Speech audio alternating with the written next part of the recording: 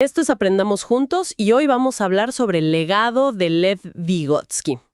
Hoy nos embarcamos en una exploración del pensamiento de Lev Vygotsky. Este psicólogo ruso que, bueno, aunque vivió hace ya casi un siglo, sus ideas sobre cómo aprendemos, cómo pensamos, cómo nos desarrollamos, siguen siendo increíblemente actuales, sobre todo si pensamos en educación, ¿no?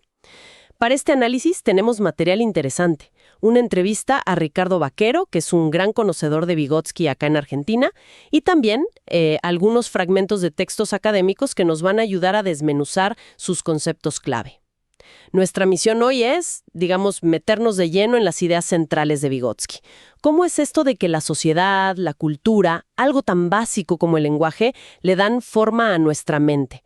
Porque esta mirada, que él llamó sociohistórica, sigue siendo tan potente para entender el aprendizaje hoy, en pleno siglo XXI. Me parece que la pregunta de fondo es casi existencial, ¿viste? ¿Hasta qué punto somos producto de nuestro entorno social? Vamos a ver si podemos desentrañar un poco esto. Para empezar, Vygotsky hace algo bastante disruptivo para su época, ¿no? Cuestiona esa idea de mirar solo al individuo, así, aislado. Ricardo Vaquero en la entrevista lo marca muy bien. Vygotsky dice que nuestras capacidades mentales más humanas, las que nos distinguen, no vienen de fábrica, nacen de estar con otros, de interactuar, y sobre todo de usar signos como el lenguaje. Exactamente. Es un cambio de perspectiva. Bueno, radical. Vygotsky, que estaba influenciado, como decías, por el pensamiento dialéctico marxista, y esto es importante porque lo lleva a mirar los procesos en su contexto, ¿no? Histórico, social, cómo cambian. Él introduce esta dimensión sociohistórica como algo fundamental. Su idea fuerte es que la cultura, en cierto modo, crea la mente. No es que tengamos un procesador mental que después se llena con cultura, ¿viste? Sino que la cultura misma organiza, construye esos procesos mentales superiores. No son innatos, se desarrollan al participar activamente en la vida cultural. O sea que no podemos entender cómo piensa una persona sin entender el contexto cultural, histórico en el que vive y las interacciones que tiene. Deja de ser el individuo la unidad de análisis principal, digamos. Claro, pasa a ser el individuo en su red de relaciones sociales, culturales. Él mira la trama, entonces. Exacto, mira la trama. La actividad entre sujetos, lo intersubjetivo, y el uso de signos, lo semiótico, van de la mano. Desde que empezamos a hablar hasta que manejamos sistemas más complejos como la escritura o el pensamiento científico. Todo está mediado por esa interacción y por las herramientas culturales. Y acá llegamos a un concepto que es como la piedra angular de esta idea. La ley de doble formación. Suena un poco formal, pero la idea detrás es fascinante. ¿Nos la podrías explicar? Claro. Es una idea potente, por su simplicidad y sus implicancias. Vygotsky observa y postula que toda función psicológica superior, pensemos en la atención voluntaria, la memoria lógica, la formación de conceptos, aparece dos veces en nuestro desarrollo. Primero, en el plano social, entre personas. Afuera, digamos. Sí, es una actividad compartida, externa. A esto le llama el plano interpsicológico. Y solo después esa función se internaliza, se reconstruye internamente y pasa a formar parte del plano individual, dentro de nuestra mente. Ajá. Este es el plano intrapsicológico. Es decir, lo que primero aprendemos a hacer con otros, discutiendo, colaborando, imitando, después podemos hacerlo solos, internamente. Es como si el diálogo externo se convirtiera en pensamiento interno. Hay una cita de Vygotsky que lo dice muy claro, ¿verdad? Sí, es una cita muy usada, porque lo encapsula perfecto. Dice algo como: en el desarrollo cultural del niño, toda función aparece dos veces. Primero a nivel social y más tarde a nivel individual. Primero entre personas, interpsicológica, y después en el interior del propio niño, intrapsicológica. Y aclara que esto aplica a la atención voluntaria, a la memoria lógica, a la formación de conceptos. Todas las funciones superiores se originan como relaciones entre seres humanos.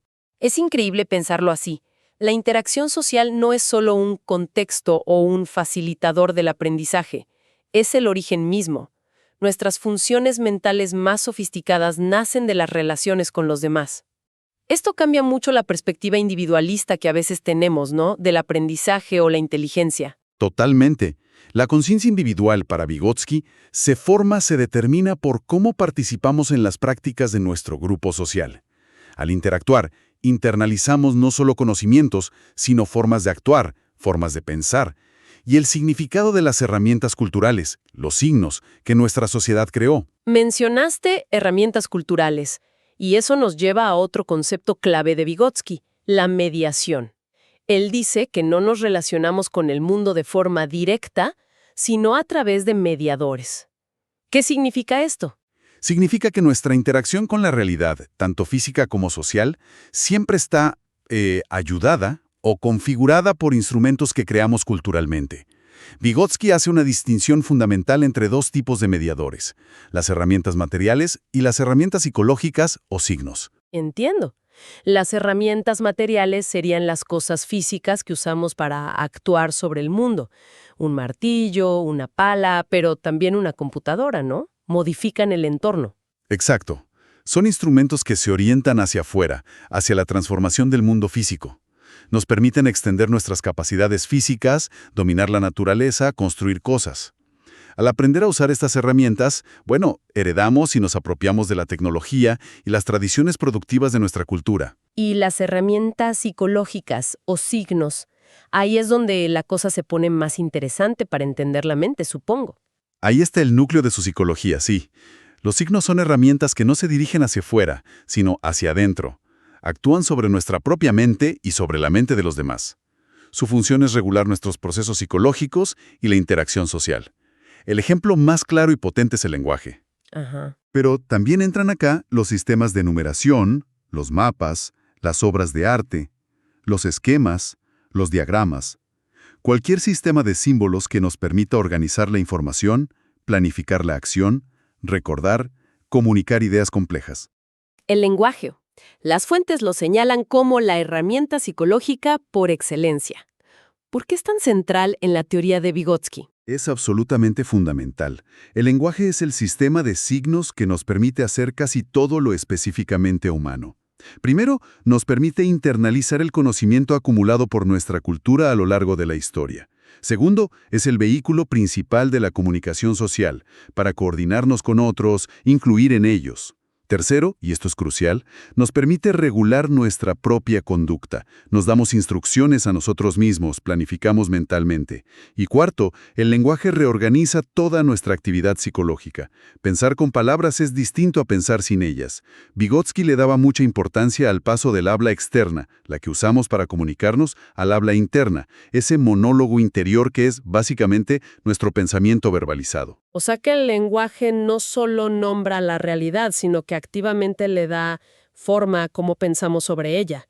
Y también menciona la escritura como otro salto cualitativo gigante en este proceso de mediación semiótica. Exacto.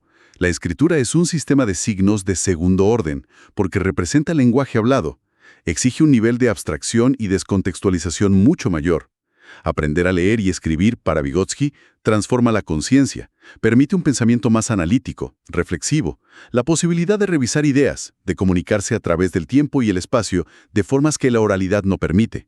Por eso consideraba que la apropiación del lenguaje escrito era uno de los logros más significativos del desarrollo cultural y un motor clave de los procesos psicológicos superiores más avanzados. Y acá es donde todo esto conecta de manera muy directa con la educación. Ricardo Vaquero, en la entrevista que tenemos como fuente, insiste mucho en esto. La escuela, vista desde Vygotsky, no es un lugar que simplemente acelera o potencia un desarrollo que ocurriría igual de forma natural. No. La escuela activamente produce, configura modos específicos de pensamiento y desarrollo. Dice que hay una discontinuidad, incluso una ruptura, entre el desarrollo más espontáneo y el desarrollo culturalmente guiado por la escuela. Precisamente. Y esta idea tiene consecuencias enormes para cómo pensamos la práctica educativa, y sobre todo las dificultades de aprendizaje o lo que a veces llamamos fracaso escolar.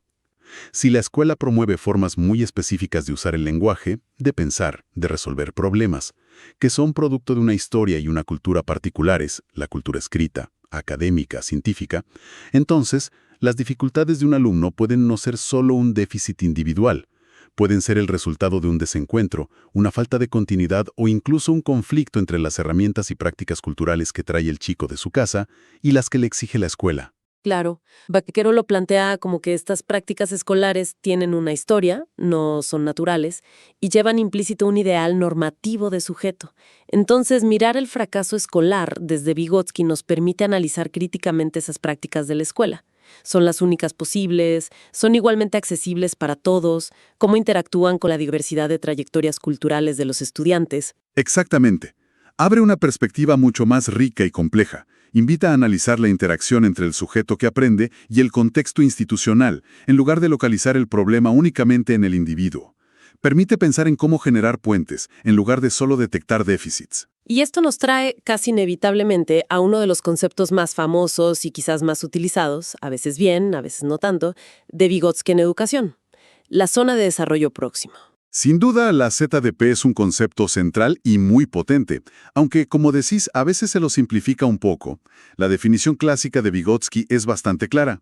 Dice que es La distancia entre el nivel real de desarrollo, determinado por la capacidad de resolver independientemente un problema, y el nivel de desarrollo potencial, determinado a través de la resolución de un problema bajo la guía de un adulto o en colaboración con otro compañero más capaz. O sea, no se trata solo de lo que una persona ya sabe hacer por su cuenta, su nivel real, sino de lo que puede llegar a ser en este momento si recibe ayuda, si colabora con alguien que sabe más. Esa diferencia, esa brecha, es la ZDP. La clave está en la interacción, en la ayuda. Exactamente. Y lo revolucionario de este concepto es dónde ubique el aprendizaje y el desarrollo. No ocurren primero adentro de la cabeza del individuo para después aplicarse socialmente. Ocurren en la interacción social, en esa zona compartida. En la ZDP misma. Claro, lo que hoy un niño o un aprendiz puede hacer con ayuda, con colaboración, con guía, es lo que mañana podrá hacer solo. La ZDP nos muestra el potencial de aprendizaje inmediato, lo que está a punto de ser internalizado. Por eso, Vygotsky decía que la ZDP es mucho más indicativa del desarrollo mental que lo que alguien puede hacer solo. Y de acá viene la idea de andamiaje, scaffolding, que popularizó Jerome Bruner, pero que se inspira directamente en Vygotsky, ¿no? Correcto. La metáfora del andamio es muy gráfica. Se trata de ofrecer el apoyo justo y necesario, temporal, para que el aprendiz pueda resolver un problema o alcanzar una meta que está en su ZDP, pero que no podría lograr solo. Es un apoyo que se ajusta dinámicamente y que se va retirando gradualmente a medida que el aprendiz construye su propia capacidad, su autonomía. Es clave entender que no es hacer las cosas por el otro, sino con el otro, de manera que pueda apropiarse del proceso. Y es importante también que Vygotsky no pensaba solo en la guía del adulto, también destacaba mucho el valor de la colaboración entre pares, ¿cierto? Sí, totalmente.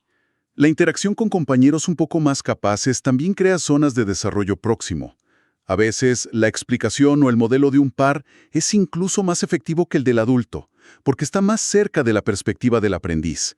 Vygotsky enfatizaba mucho el rol activo del que aprende en todo este proceso, y también, como mencionan las fuentes, le dio un lugar muy importante al juego. Al juego infantil. Sí, especialmente al juego simbólico de los niños, como una actividad fundamental donde se crean y se viven zonas de desarrollo próximo de manera natural.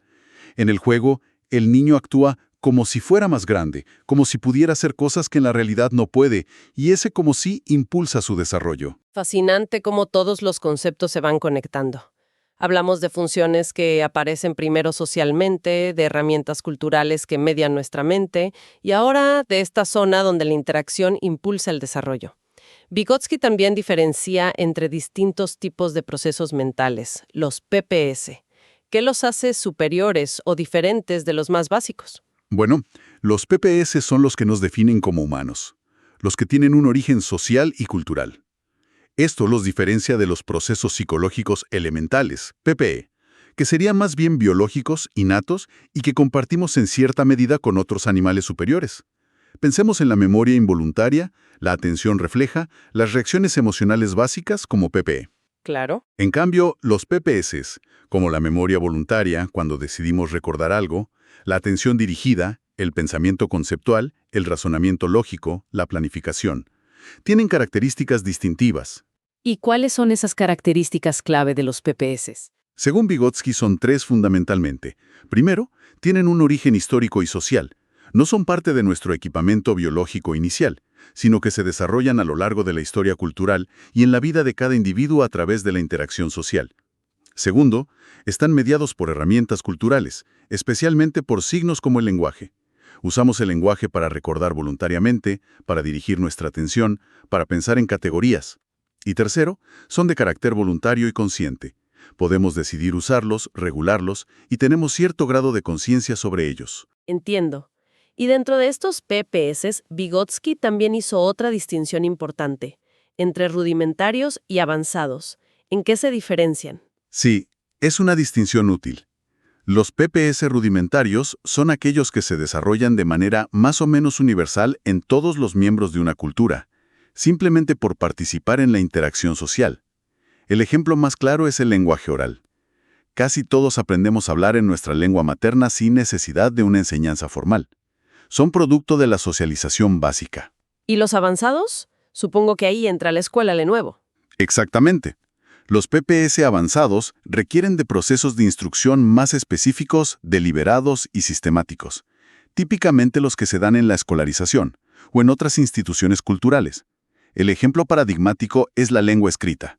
Aprender a leer y escribir no es espontáneo, requiere enseñanza formal. Claro. Otro ejemplo es el pensamiento científico, con sus conceptos abstractos y sistemas lógicos.